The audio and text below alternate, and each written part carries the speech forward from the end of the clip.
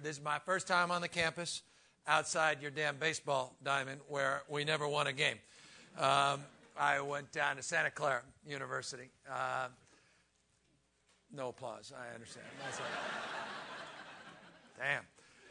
And never imagine, because I never even wasted the application, the cost of the application on ever getting down to Stanford. So it is an honor to be down here. A long-winded way of saying thank you for this opportunity to spend a little time with you, particularly like-minded, business-minded people. I'm proud. My fiance is here, Jen Siebel, a former graduate of your business school. So she told me where the exit was, just in case this gets a little ugly. I wanted to. I have no prepared remarks, and frankly, as Mark was saying, thank you for the introduction and for the invitation and for your willingness to host me. That this morning has been a bit of an interesting morning, a challenging morning, because we did wake up with a cause for the day, and that is to make oral arguments in front of the California Supreme Court on the issue that has galvanized a lot of people, divided a lot of people, and created certainly a lot of controversy, not just here in Northern California, in the state of California, but across this country, and remarkably, and I don't think it gets a lot of attention around the world, and that's the issue of gay marriage, same-sex marriage. It's almost 4 years to the day that we started issuing marriage licenses to over 4,000 same-sex couples from literally not only almost every state in the union, 46 states, but 18 countries. And it seems like a lifetime ago, but here we are. It's taken 4 years to finally get up that ladder from the Superior Court, the Court of Appeals. We won at the Superior Court level with he became an activist judge when we won. He's a Republican, conservative Republican Catholic that actually adjudicated in our favor, who then immediately became an activist judge. And then we went to the Court of Appeals, which was previously the activist court, which now is the traditional family values court, the Court of Appeals, because they overturned his decision. And then with actually two appointees, Democrats. It's sort of perverse here. This doesn't trend Democrat or Republican. And now here we are with the conservative California Supreme Court, and who knows what the heck's going to happen, but I'm not necessarily holding my breath. But it's an interesting day because it also ties into a lot of the things that I know that you guys talk about and that you're practicing and hopefully preaching into the future, and that is the issue of leadership. Whether or not you like the issue of same-sex marriage, whether or not you agree with it, whether or not you think it should be even as part of anyone's agenda, why that and not all these other things. For me, leadership at the end of the day is just about taking actions in an absence of action being taken. It's about filling a void. It's about a vacuum of leadership that exists when people aren't willing to take risks. And at the end of the day, I could say this as a guy who's started 19 businesses, that has 9 restaurants, about to have a 10th, couple wineries, run hotels, and retail stores that I started coming out of Santa Clara at the age of 23, that the one thing that defined my private sector experience was a risk orientation, because I wanted to be in business. A willingness to fail, as they say, ready, aim, fire. A willingness to try new things, learn from them, but hopefully fail forward and not backwards. And when I got into politics, it was risk adverse, just the exact opposite. We play in the margins. And that's the challenge, I think, the biggest challenge in politics today. I don't think it's the issue of money that gets so much attention. I think that's significant, but I think that's kind of an excuse that money somehow corrupts everybody. At the end of the day, it's a unwillingness to say what you really think and believe, and then most importantly, take the actions to make it so. I live in a city that's very ideological, where we always talk about the way the world should be. But we hardly are necessarily always taking the steps to make it so. You have got to manifest your ideals. You can't just identify a problem and walk away from it. Certainly in the private sector you can't. That's not what you're learning here. You got to solve problems or you don't exist. In politics, we don't necessarily have to solve problems. Candidly, we can abdicate responsibility and point fingers and play the blame game. We can just walk away from problems, but we explain them away a little bit better and talk again in broad strokes. We get reelected, and we kind of move up the proverbial ladder. That's the reason you don't have universal health care in this country. Democrats and Republicans have demagogued this. I go to audiences. I used to do that 12 years in a row. I used to say, it's time for universal health care. Everyone started applauding. My God, that guy's a great leader. Incredible. Wasn't he great? And then I didn't do anything about it. Walked away. I mean, and you guys kept reelecting me.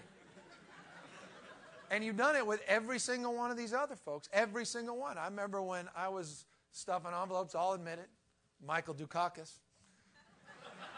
I admitted it. And there were 33 million Americans uninsured. This is an outrage. This is unconscionable. I remember it hit 40. Then it was 42. I don't know why I remember 42 so intensely. Then it's 44, 45, 47. Democrats, Republicans, don't get any better. Yeah, I sit there bemused when I listen to Obama and Clinton describe the details of their plan. Give me a break. Seriously. I mean, you kidding? You think those things in either of case are going to even come close to reflecting the reality when they get in and their ability to prioritize and actually deliver based on any trend of history? Come on. Unless they're willing to make some real decisions that do not necessarily favor their success as president and put a lot of other things at peril. And I'd like to see that happen, and I'm still hopeful, but I'm not convinced it can happen. But my point, I guess I'm trying to make here today and like to share with you, and then I get to Q&A and see what's on your mind, is that I think it's time for fundamental change as it relates to the political construct. I think it's time to have a risk orientation, but the challenge is you got to buy into that. You got to believe in that and embrace it. And the challenge is you don't necessarily do that.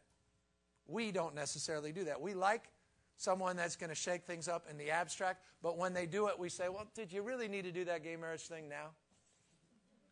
Or did you really need to do it that way? Couldn't you have done it a different way? Or did you really need to do, as we are doing in San Francisco, universal health care? Did you really have to do that employer mandate? Can't you have done it a little bit differently with single pay? Or couldn't you have just done it and phased this in or that in? Did you really? All of us, you just start piecing it. Or with environmental policy, is we're about to do a carbon tax. First city in the United States of America to do a carbon tax, replace, interestingly, our payroll tax.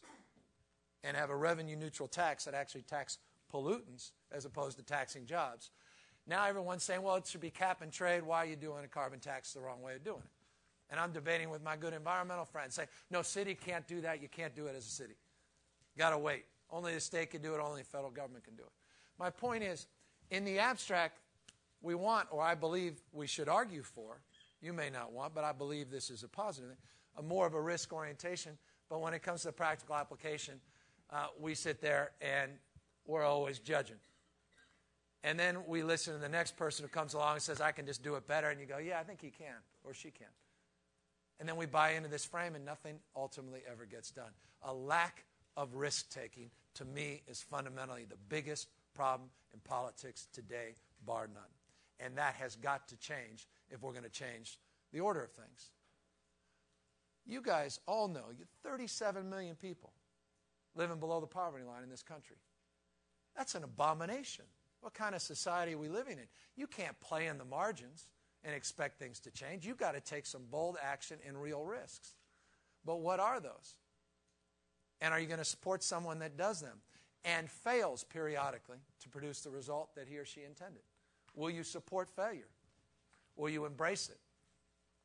You're all being taught to embrace it, right? Because the only way you're going to learn something is to fail. Google didn't get to be Google because they were unwilling to fail. Their success is a risk orientation.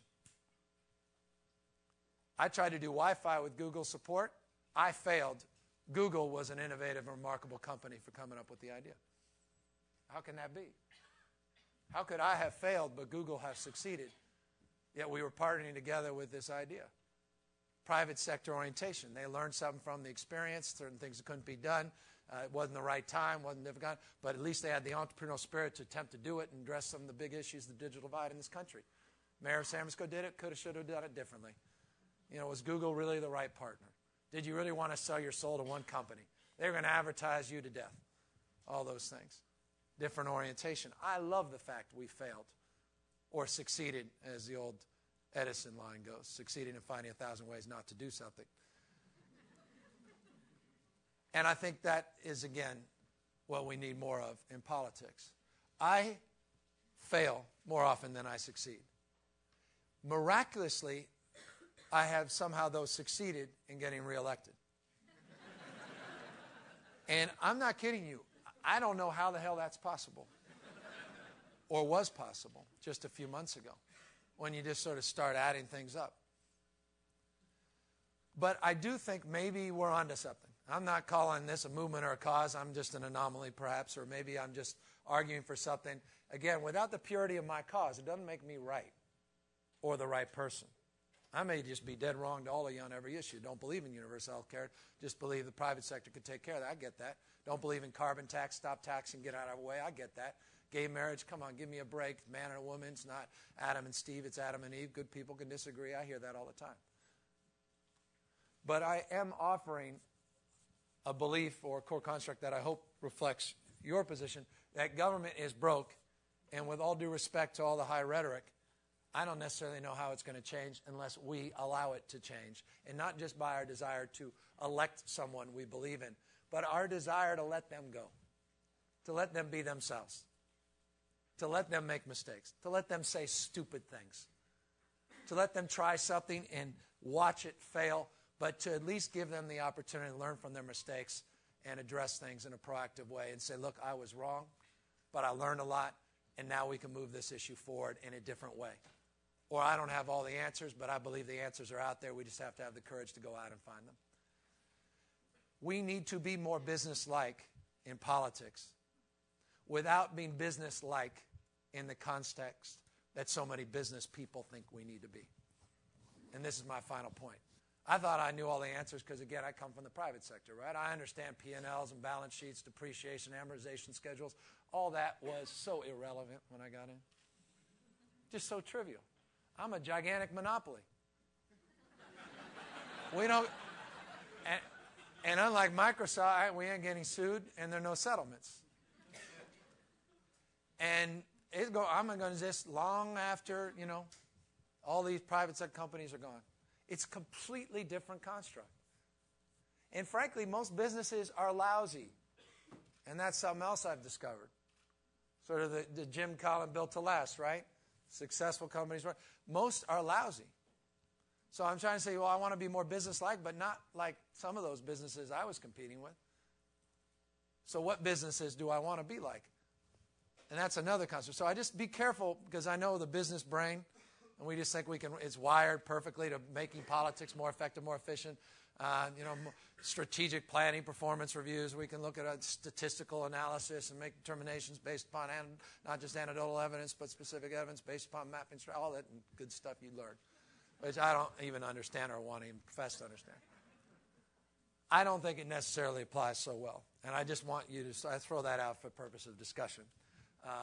Because I think we should hesitate to be too exuberant on that point. There are not many very successful business people that have become very successful politicians. And perhaps there's a reason for that. It is a completely different field with different rules, different strategies. Doesn't mean it can't improve with some of the principles, but please don't just assume you could substitute those principles and apply them directly in the field of public policy making as it relates to the governance of a city, a state, and nation.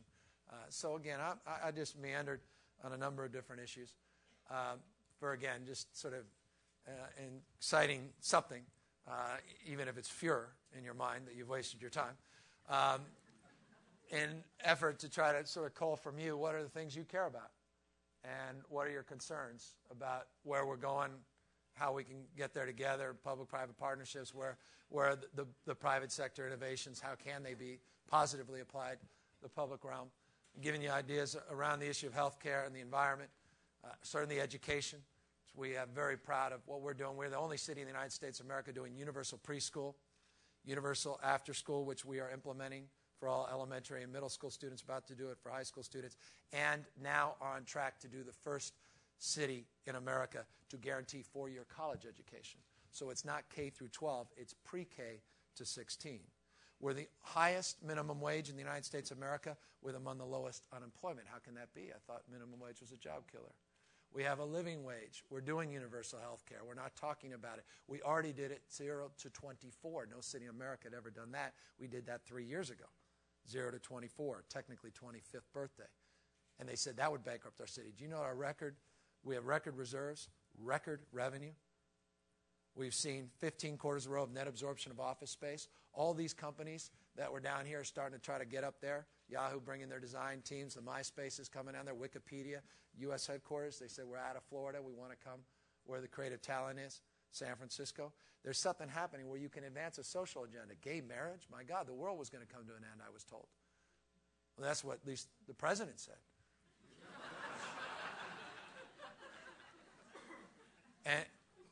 But, somehow it hasn't yet.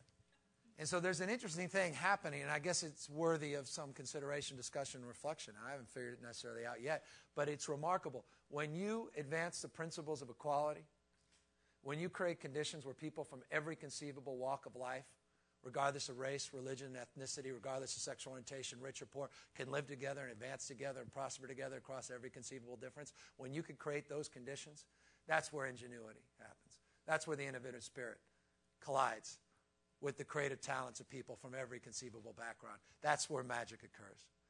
That's where the private sector flourishes. That's where the public sector flourishes. That's the only reason, because it doesn't make sense when you listen to Bill O'Reilly that San Francisco is succeeding. It doesn't make sense when you listen to Lou Dobbs that San Francisco is a sanctuary city, proud of it, is succeeding, because I'm told that immigrants were destroying our economy. It doesn't make sense when you listen to Glenn Beck that San Francisco is succeeding, or Michael Savage, or Rush Limbaugh, or that guy Hannity that looks like he went to Duke, or UCLA. He looks like UCLA. Why we're succeeding. But there's something to what we are offering, where we are able to have the best of both worlds. Social consciousness, focusing on the issues of inequality and poverty, focusing aggressively on problems, not abdicating responsibility, trying new things, even though we're just a city. And that's what makes me proud, and I'll close with this. And I think it was well described, and it's not arrogant to say this. It's just an interesting reflection, and it's something that I could say about our region, not just our city. But once described, I think best, San Francisco as 47 and a half square miles surrounded by reality. And think about that. That's a wonderful way to describe our city and our region. But I'll tell you, the reality that we're offering within this bubble is a reality that I hope we can advance beyond our 47 and a half square miles, because I think it can transcend, and I think it can unite, and I think it does matter, and I think it does fundamentally change the construct of what's possible, the tyranny of or versus the genius of and in the business construct. And that's what we're after in San Francisco, is the and, not the or. And I believe that our city is onto something. I'm just proud to be its mayor for the moment, and proud of the opportunity to spend a little time with you now and asking you what you guys are thinking and what's on your mind, and ways that I can support to the extent I can what you're trying to achieve, and ways as a mayor of a city we can do the same for you. So thank you very, very much for giving me at least that opportunity to share those thoughts. Thank you.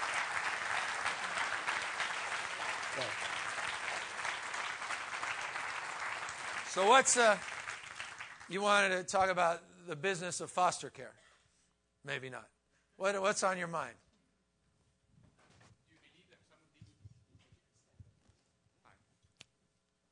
My name is Chris Grant, and do you believe that some of these great initiatives, such as healthcare and preschool and other great initiatives, can be scaled to California, to other cities in California, and what can you do about it? Yeah.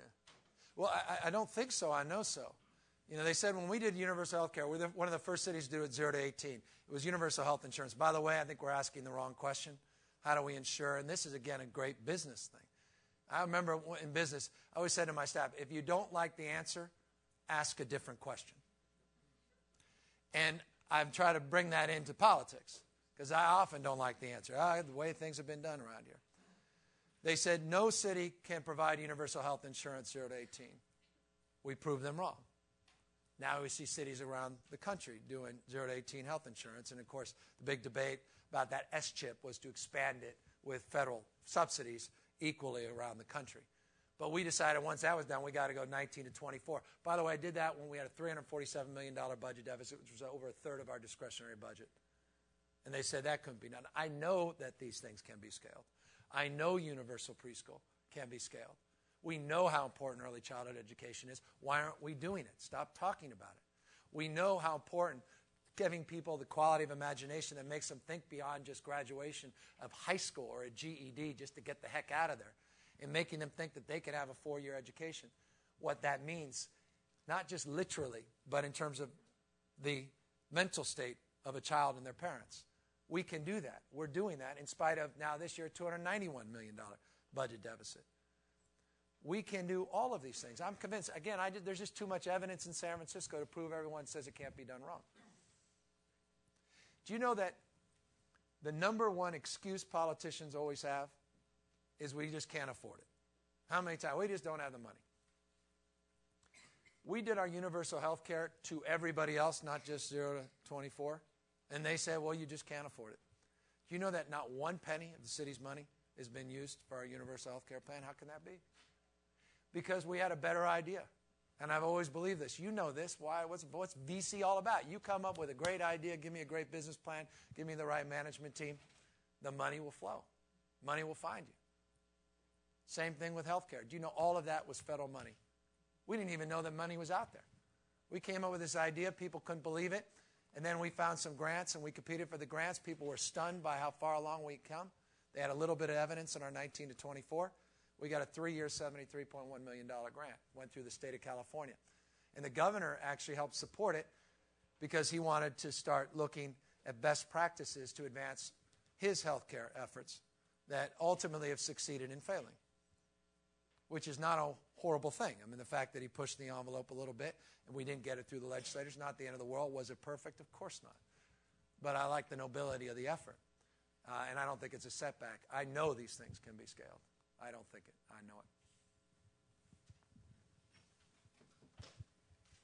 Mayor Newsom, first off, I want to thank you for being a trailblazer on what I view as an important civil rights issue in terms of gay marriage. And so thank you for that. And second of all, I wanted to know more about the personal costs of having that risk orientation in the political field, given sort of the way the media and others may play the game. Well, it's interesting.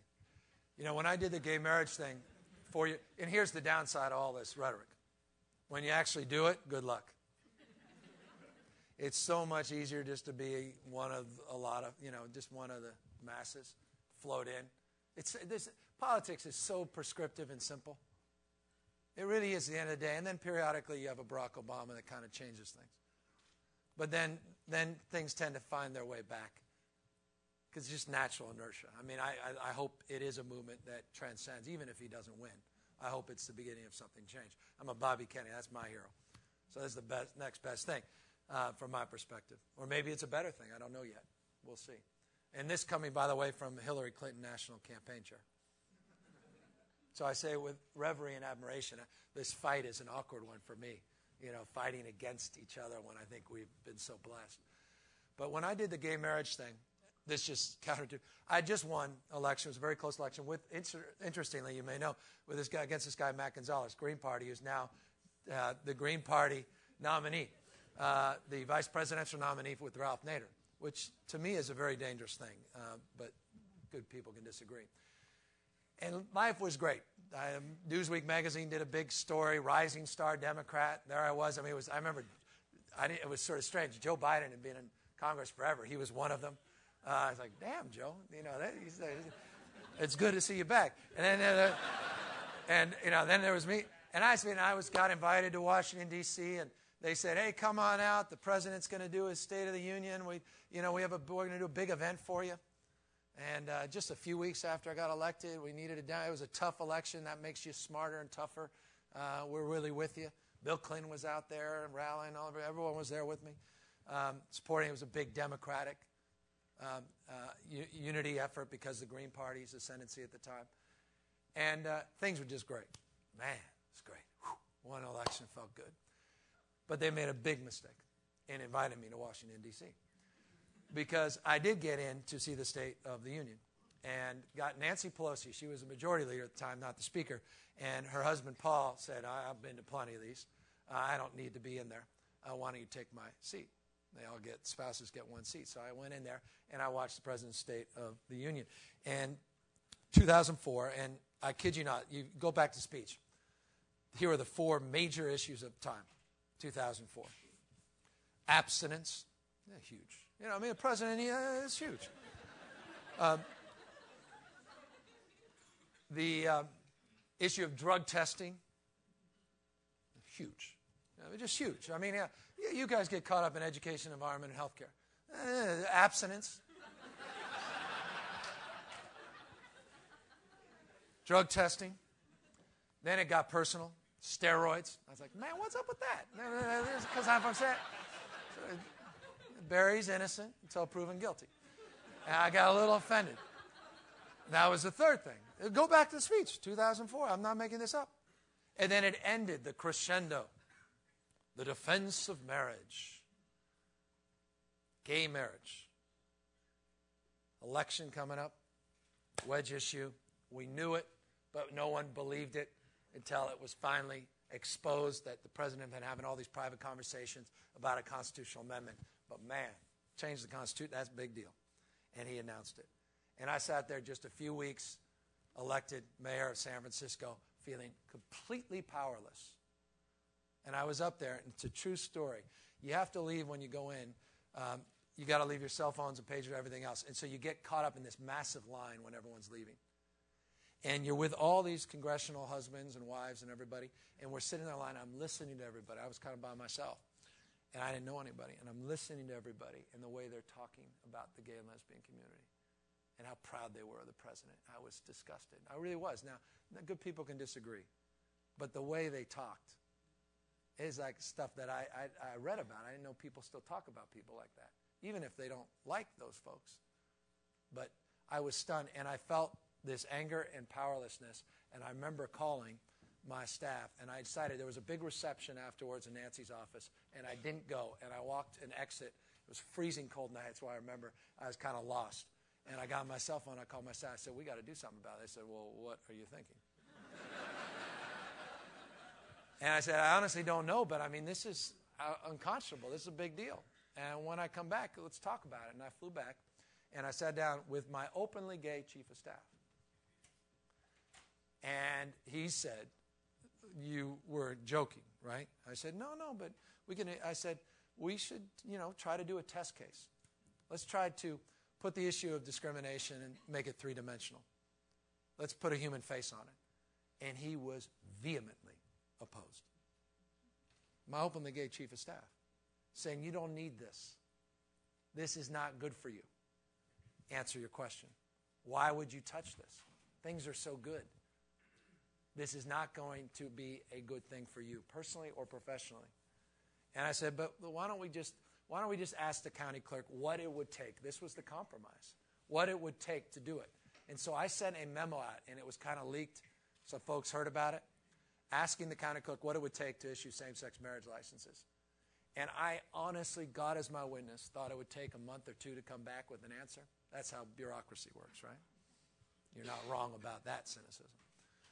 And she came back a few hours later and said, it's pretty easy. You go into a computer and it says applicant one, it says spouse and groom in the computer. It just says spouse, and you can go in the computer and you just change it to applicant one, applicant two. Kind of dispassionate, right? But that's all. I said, well, then what? She said, that's it. I said, come on, no, what else? She said, that's it? And then right back on my table the next morning was, okay, now what? And I kind of bought myself some time on it, right? Because I said, well, we're just looking. And I got calls from every major Democrat, not just Republican leader in the country, saying, what the hell are you doing? Democrat. And I will not name them, but you name them, and you are not going to be far off from being 100% right, because most of them call. And by the way, I was doing all the fundraisers for Kerry and Edwards in my restaurants. It's great to have restaurants. I was doing a lot of events with these guys. I had just been feted out there. Things were good. Personally, things were feeling really good. And then I had to make a decision, and we decided that, all right, why don't we just do this quietly? and we picked a couple that had been together 51 years, Phyllis Lyon and Del Martin. And you want to talk about faith and constancy and love and devotion. You want to talk about what marriage is supposed to be about? Not Britney Spears' first marriage in Vegas, which she had the legal right just to do. And everyone says, isn't marriage a great institution? And here's a group, two people, Phyllis and Dell, been together 51 years, 5 decades. I mean, stuff that we could never imagine they had lived through, and all the bigotry and the biases. And we said, why not? This is the perfect test case to do exactly what we're doing today. This is just coincidental that I'm here to discuss the issue and force a legal decision on the basis of a narrative of a life, not in the abstract. That never works. And we went in at 8:20 in the morning. Wade's here, my office, because we thought the courts would shut us down at 9. So we just opened up the county clerk's office a little early. And we had folks, I'm not kidding, we had all my staff outside. They were out there in Step City Hall, and they were calling, do you see anyone yet? Because you had the defense of perfection and, this group, the names of these groups are just fantastic. Marriage Protection Defense Organization. Pleasure to see you, sir. We're here to save the day.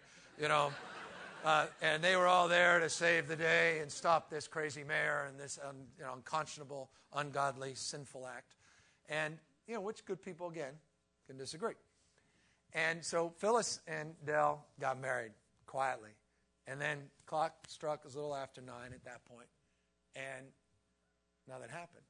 And there were literally a couple other couples who had been together only 27 years. Yeah, obviously people are just randomly interested in one another. And they said, we would be honored. Can we do this as well? And we said, absolutely. And so we had 3 or 4 couples, and that afternoon, nothing happened. And we had some others. Finally, it came down. Restraining order against the sins and the illegal acts of this mayor to stop us. Well, guess what? They filled out the paperwork wrong. We were open for another day. And word got out, the headlines, this is unconscionable. I swear to God, all of a sudden, there's Fox News. I'm like, oh, there they are. The truck arrived, Why did it take you a day? That was my first. I don't mean to be so biased towards Fox because I know they're balanced, and I don't. They really are. That's not fair of me. Anyway, so they were, and you had, at that point, the next day, people started showing up, and there were a few hundred couples. Next day, literally around the corner. They tried on multiple occasions, but they couldn't justify appropriately that irreparable harm would be done. So they couldn't do an order to stop me, but they could certainly advance a legal case because we were challenging the law. See, the rule of law, people said you broke the rule of law. Rule of law was in full force and effect here, and it was abided by because when the court said stop, we stopped. It actually worked exactly the way it was set up to work. But your question was more specific. To this day, there are politicians, Democrats, not just Republicans, that want nothing to do with me, want to be nowhere near me. There are 2 major churches in San Francisco. One of the pastors who led one of the big protests, the worst mistake I ever made in my life, was out there supporting that mayor, where I'm not even allowed in the church. I have family members that are still outraged. I come from, I went to Santa Clara, right? Jesuit University. I got a whole sort of West Side Catholic thing. Everyone thinks San Francisco liberal crazy. Quite the contrary. We never had a gay mayor. It's a strangely progressive town up to a point. And the West Side, the politics, the homeowners, the more modern, it's very Catholic. A lot of private parochial schools. And these were my quote-unquote base. They were none too pleased. How dare you? I said, well, you guys, I thought, hired me for my judgment, not as a litmus test. And they said, no, that's not necessarily what we thought. And that's the point about letting someone go and be themselves. And so to this day, there are politicians, as I said, and, anybody ever talks about my political future, I'm termed out. And everyone says, well, there's just no way he'll ever get elected or anything else, right? I mean, every time I go somewhere, I'm just the gay marriage mayor. I'm not the universal health care mayor. I'm not the mayor that's probably done as much or more because of the leadership of Wade Crowfoot, who's here today through his guidance and counsel on the environment, who's doing the carbon tax more on alternative energy and alternative fuels and tidal and wind and geothermal and like. We're not any of those things. We're not doing universal preschool. We don't have a partnership for achievement of public education. We're not doing the things on homelessness and housing and public sector, private housing development. It's gay marriage. So it's taken a personal toll. By the way, Kerry canceled all the events in San Francisco, never came back. Edwards canceled all his events, even he was doing a lot of fundraisers that canceled all, never came back. Yet well-known leaders in the Democratic Party just publicly condemned it. Privately, boy, I just wish I tape recorded some of it, because it was depressing. These are people I admired, and I thought, man, and all I could think about is all the arguments, and to this morning I was watching, again, good people can disagree on this, but do not forget, guys, it wasn't that long ago, year of my birth, that blacks couldn't marry whites in the United States of America. People don't remember that. I'm not 70, 85 years old. Blacks couldn't marry whites in the United States of America. Blacks couldn't marry Asians. Asians couldn't marry whites in the United States. We had laws against interracial marriage. 80% in one poll. Two other polls average out about 70, 72% of Americans opposed interracial marriage in 1967. And all the arguments, the judge, and there was a Loving versus the State of Virginia case in 1967 that finally dealt with this and adjudicated it, finally was dealt with. From 1948 to 1967, when the first case said this is ridiculous. It took that many years. I'll never forget this judge, and it's a quote. Sir, this is a judge speaking, God, when in doubt, use God. And I thought I was a good God-fearing guy, but when in doubt, God, because then you can't argue. God, sir, put different races on different continents for a reason. God never wanted the races to mix. That's in the court decision, the lower court decision. And people say it's tradition. Just, you can have your little separate thing, but you can't, you can't have blacks marry. Oh my God, what's going to happen next? World's going to come down, all that. It's the exact same arguments we're using today. And you know what's worse? The worst politician, and that means there's a lot of us out there now, are the ones that acknowledge the unique relationship between people of the same sex, but believe you can run the 90-yard dash in terms of equality. I much prefer someone who says it's just wrong.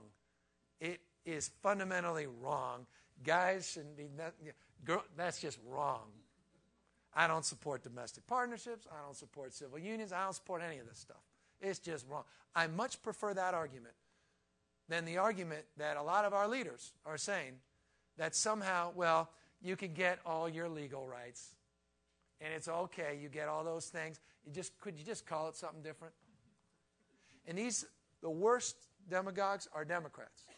Because here we are, just a few years after the 50th anniversary of Brown versus Board of Education, where finally the Supreme Court got it right after getting it wrong, that separate is not equal. Yet now here we are as a party of civil rights and human rights and women's rights and labor rights, falling short on the 90-yard dash and gay and lesbian rights, saying you can have a separate institution and somehow that's no different. That's what we're arguing today. Even if you disagree, there is an argument to be made. If you believe fundamentally in the rights of same-sex couples, you've got to, if you're going to hold true to the spirit and the letter of the Constitution, be for 100% of those rights to be afforded to everyone equally and fairly. And by the way, George Bush, I think, agrees with us. Because George Bush recognized a problem, and that problem is the Constitution. George Bush needs to change the Constitution in order to protect, quote-unquote, marriage. Why would you need to change something unless you feel there's something flawed with it that actually argues in our favor? See, I agree. From his perspective, he does need to change it. Because from my perspective, nothing does need to be changed. Because the Constitution does not allow people to discriminate based on race, ethnicity, and sexual orientation. And that's a glorious thing. And why does this matter? Why does it matter? Because nothing else matters. If you don't have a strong foundation, it's like business. You don't have the basic principles in order, everything else, all those new marketing initiatives, sales initiatives, all that stuff collapses. You can't talk about building one country, a new approach to politics, and say somehow civil unions are the same as marriage. Come on. It doesn't work that way. That's why just a little hypocrisy out there. As perfect as imperfect as we all are, there's still a lot of concerns I have. So it's a personal thing, but it's the right thing. I never regretted it for a second. But I still have people. I mean, you should see that if you saw the signs out in San Francisco right now. You should just see these signs. Unbelievable. I mean, I think there was something like 4,000 death threats or something. It was insane. You had these militias coming in from Oklahoma and elsewhere. Coming in. I mean, they just had to stop Satan. I mean, I was a manifestation of Satan. I mean, it was pretty tough. It was amazing stuff. But you know what? If you think something is right and you always maintain an open argument, don't be an ideologue. You got to bet. I mean, I'm listening. I'm still listening to someone say that somehow separate is now okay to be equal. And if they can talk, I'm open. And some have made the argument, let's make it religious versus state. And that's a way. That's a legitimate argument. That way you don't have to worry about it. Everybody's a civil union that gets married in a non-religious setting. That makes some sense to me. But if you keep an open argument, but you maintain your principles and your passion, that's bliss. That's the ultimate personal satisfaction. That's life. And if I could offer anything, and I know it's not a time of life, it's a state of mind that a lot of you are here, because a lot of you are not younger than me, or and few are older, but not where you're not all 16-year-old, 17-year-old. But the one thing I've learned in life is that the most successful people have found their purpose and passion. That's it. That's life. And money is so. I have more billionaire friends that are in and out of rehab than I do regular friends. They're the most screwed up people I know. The most unhappy, unfulfilled people I know. It is the pursuit of happiness, after all. And you find that by finding the thing that motivates you and drives you and gives you purpose and meaning against all odds. And there's satisfaction in that. And that's personal bliss. And so for me, it's finding the things I care about. I care about universal health care so much that I actually want to do it and stop talking about it. I care about the environment so much that I'm sick and tired of playing in the margins and listening to every politician in this state and country come up with some fancy plan but do nothing to actually implement it, but get all this damn credit as if they're big leaders in this stuff. What are you doing specifically? How do you get to zero waste? What innovations, what sacrifices are being made to do it? That's what drives. And it drives me in private sector. I came up with a screw cap $150 bottle of wine. You think you're dumb? How about that? Plump Jack wine. I came up with the name of a small wine store named Plump Jack. Plump what? And I opened it right when Safeway was getting in the wine business, Cost Plus was getting in the wine business, Costco was in the wine business. All the discounters, wine clubs, all these folks opened up. They said, you're going out of business. And we took risk, but we were passionate about it, and passion persuades. And we convinced people that weren't convinced, and we never gave up. And I mean, I know that's just such a damn cliche, but I mean, when I say never gave up, I mean, when our air conditioner broke, and literally on a 90-degree October day, I'll never forget it the rest of my life, every single bottle in the entire wine store exploded. Because the corks all, and I say explode, they literally went up and they were leaking. Every single label was destroyed. And if you don't just quit at that point, say this is one meant to be, that's a sign from God. That's my thing. So it's constancy, it's passion, it's purpose. There's a deliberativeness. But it's not about making money, man. You know that. I mean, a lot of you think that, but you really want to make a ton of money. I get that. I mean, but it's just a fact. I mean, guys like Bill Gates, it ain't about money. Not all the money. There's a sense of purposefulness. And now he's finding it in different ways, and that's beautiful. I mean, Google, they do want to change the world. I mean, when you talk to Larry and Sergey, I mean, they're still driving those weird minivans. Right? I mean, I saw Larry the other day, and he's driving it. I was like, Jesus, Larry. And you got to change. Have you seen your bank account? Sorry. Oh, sorry. Oh, excuse me. Oh, yeah. Go here and back. Sorry. Actually, why don't you go first? Okay.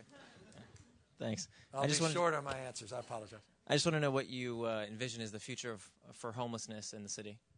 Well, we've gotten, and this is an actual fact, because I do actually, in spite of my rhetoric, we have something called SF Stat, and I do believe in having real information before we make decisions. So I don't mean to completely dismiss the idea. 7,003 people are off the streets since I started. It's an unprecedented amount of people that we've gotten off the streets. I did something called Care Not Cash. Talk about a personal sacrifice. I mean, that thing, I had to literally move out. God is my witness, moved out of my house because of the protest and moved into an apartment building. It was that bad. But I believed in it. We've seen literally an 86% decline in the caseload since we converted our cash-based system of care. This is the old liberal approach, right? Just buy your way out of a problem, and you walk away from it. Here, just spend more money, as if money inherently is going to solve all problems. I just mentioned all those billionaires that are unhappy. It doesn't solve all problems. Sometimes it exacerbates problems. We were writing bigger checks every day or every month to basically buy people out of our responsibility to try to solve things. We converted the cash to guaranteed access to services. 86% decline in the caseload of people that are actually out in the streets, and over 2,300 people just in housing since that one initiative. Guess what? I walk the streets, and you travel the city, and you go, that's just gobbledygook. I mean, I've never seen more panhandlers, you say, depending on the day. Have you been there, sir? That mayor person? You? In front of the Bloomingdale's, the cable car turnaround where I brought my aunt for Thanksgiving, I ain't ever going back. There were at least 6 or 7 panhandlers. So I don't care about all these fancy stats. You haven't solved the problem. You're 100% right. Here's why. I was just in Texas yesterday. Washington State and Texas, 2 greatest concentrations of homeless in San Francisco are from Washington and Texas. Look, we have housed 7,000 or gotten 7,000 people off the streets, but we didn't start with 8,260. As soon as we housed 7,000, you had 6,500 or so folks just arrive. And they're from all over the country. So you asked a very interesting question. You said, what are you doing in your city? Or what's the prospect solving it in the city? We're just 47 square miles. We're the entire region. We've got people coming from all over the United States. And so, again, the last mayor wasn't a critique, but it was a very honest thing. There's a front page, I'll never forget it, where he said, just can't be solved. Willie Brown just gave up. And, interestingly, he followed his commitment just by saying, I'll just put a lot more money and do my best. And I get that. And I understand what he was saying, because he's saying, as a city, we can't just shut everybody else off because we're so dense within this larger region. But we'll do what we can until we have some rational public policy in this country. Look at HUD's budget since the 1970s and the precipitous cuts in housing, and look at when homelessness started. Why did it start in the 70s? And don't just say Reaganomics. I used to say that. God, was I an idiot, and I apologize formally to all of you. It was the civil liberties movement as much as it was the deinstitutionalization movement. It was the advent of Thorazine and lithium and all these psychotropic drugs where people actually were able to deal with their mental health illnesses without being in an institution that created the deinstitutionalization movement. And then it was a lack of funding, obviously, to hold the boarding care homes and the alternatives in the community in place. I get that. But it's so much more complex. Fundamentally, it comes down to housing. You can't solve the homeless problem by opening more shelters. Shelters solve sleep. Housing solves homelessness. Shelters solve sleep. Guess what Giuliani did in New York? He solved sleep because he had a lawsuit against him, and he was forced to do it. He didn't solve a damn problem there. He created a bigger problem. You have 36,000 people trapped on cots and mats in Brooklyn, in Queens, in the Bronx, and some in Harlem. I've been to all their shelters. Trust me, I don't think this, I know it. Bloomberg has been struggling with this, trying to solve it with a Housing First program, which we're adopting. There needs to be real leadership. By the way, you never heard homelessness in any of these presidential debates. Give me a break. You barely heard mental health policy, even in some of the regional debates. Poverty, I appreciate Edward's focus on it, but we're not having a debate about the earned income tax credit to allow working families to keep more what they're earning and how we're going to expand it. We're not having a real debate about asset creation, individual development accounts, and ways to focus on savings and assets as part of the equation of solving a problem that's not an income problem, it's an asset problem. It's much more. We're not having a debate about how to get more people banked, more people away from check cashing places. Do you know that the entire budget, and I will really be briefer the next one. Do you know the entire budget in the United States of America last year, entire budget for the entire country, the United States, the wealthiest country mankind has ever conceived, the entire federal budget, housing and urban development, to rebuild public housing, where your pockets of poverty are, your crime and violence are, your health disparities are, your asthma rates, your prostate, your breast cancer rates are exponentially higher. $100 million for the entire United States of America. In fact, let me be more precise. It's $95 million was the actual budget. $95 million. Do you know that last year in San Francisco, by the way, the federal government is the landlord of public housing, not cities or even states. Schwarzenegger ain't talking much about public housing, nor did Gray Davis, because that's the federal government. $95 million. San Francisco, we just wrote, your money, those of you that come up and spend money, it's partially your money. You pay your state taxes and federal taxes. It's your money, even if you don't live there. Your money. We just wrote a $100 million check. We actually put in more money for public housing than the entire federal government's budget in San Francisco. Do you know we need over $1 billion just to rebuild our public housing? Do you know how offensive it is to hear the folks in D.C. say we can't afford certain things? Do you know that they just eliminated, one of the reasons you have budget deficits all over the state is the federal government just eliminated their COPS funding, COPS more funding. It was that surge, interesting, of 100,000, interesting, police officers during the Clinton administration to deal with the rise in crime and violence. That program this year officially was completely eliminated because we can't afford it. Do you know that crime and violence in the last 3 years has gone up? Homicide rate has gone up. Do you know how many people were gunned down in America last month? In the inner city of America with the same weapons of war that are being used in Iraq, those same AK-47s? Just gunned down. 15-year-olds killing 16-year-olds. Do you know more people died last month than all of the U.S. soldiers have died since the beginning of the Iraq War? Is there any outrage? You seen those names scrolled on Nightline? You got a debate about that, Mr. Presidential nominee? Do you know about that?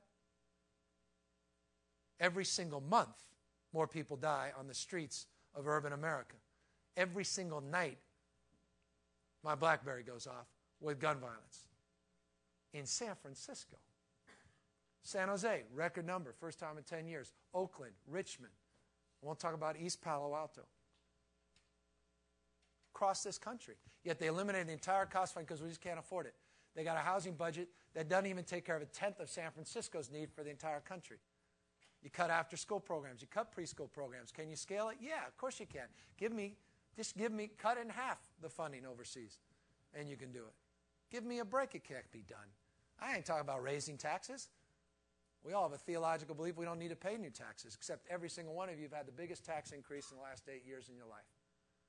You say, well, that's just now. He's just a liberal whack job demagogue. How many of you are paying less for a parking meter than you were 8 years ago? How many are paying less for a parking ticket than you were paying 8 years ago? How many people are paying less in a co-payment to get your pharmaceutical drugs? How many of you are paying less to use that soccer field? That, remember when it didn't cost you a penny and now you got to get a reservation and now you have to write a check to use that barbecue pit?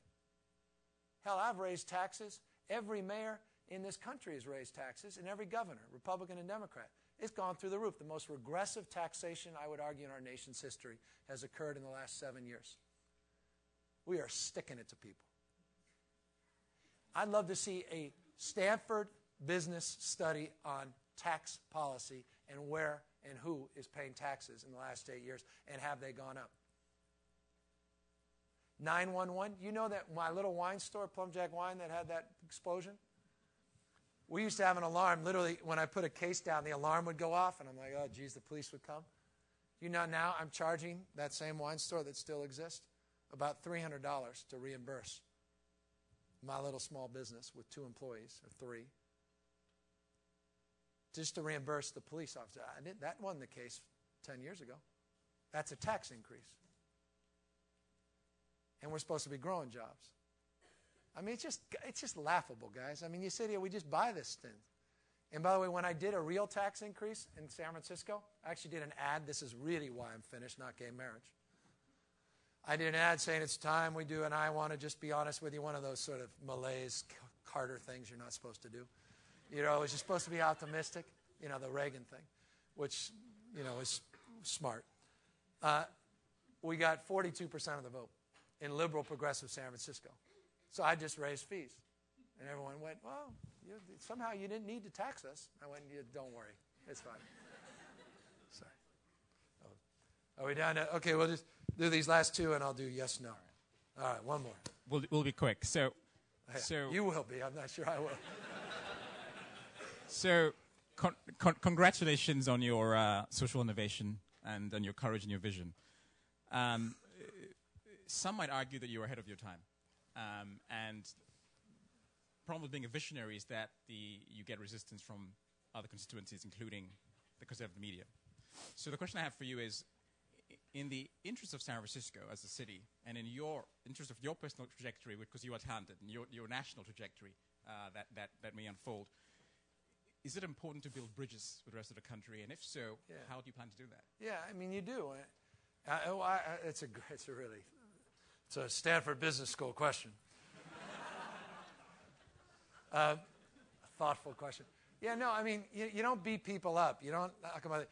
You know, one of the things I say just on the issue of gay marriage that has profoundly impacted me, things that I never would have imagined, it's something I just offer you to think about as a way of answering the question, do you build bridges? And I think fundamentally you must build bridges and respect those that disagree with you without being disagreeable.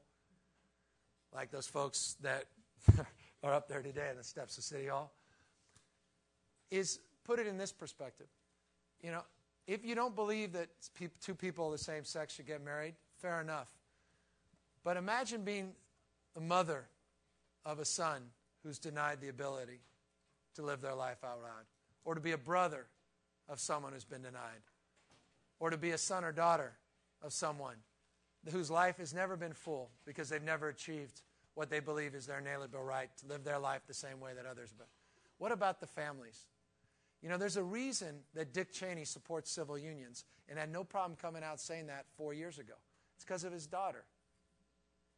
And I keep reminding people, this is about families and family values. This is not just about, in the abstract, the gay and lesbian community. Gay and lesbian community is America.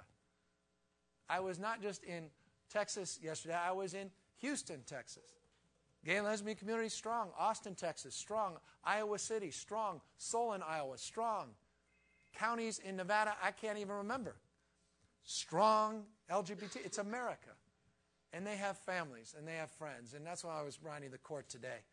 You know, these are members of our community. So those are ways of bridging.